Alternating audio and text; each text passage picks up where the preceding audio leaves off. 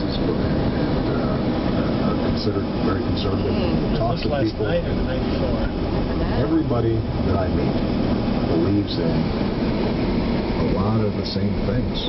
They believe in some of those same virtues I was talking about that my mom taught me. They believe in honesty and family and community and looking out for one another. They very rarely think in terms of, well, that's a Republican, so I don't like that person. They're right. Really got hit bad. That's not how folks organize their lives. So that always gives me hope, and that always gives me confidence when I see how Americans interact with each other on a day-to-day basis.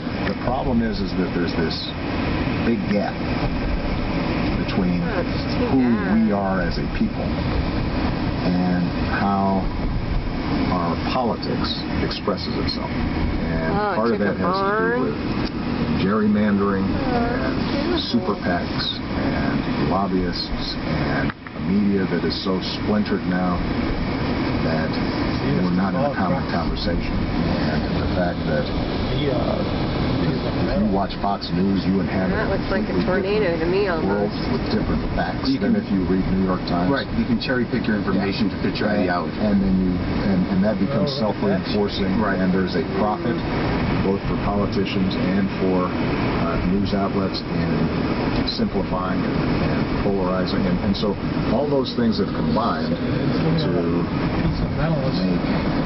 make our political institutions detached from how people live on a day-to-day basis. And that's part of why people get so frustrated and they get so cynical.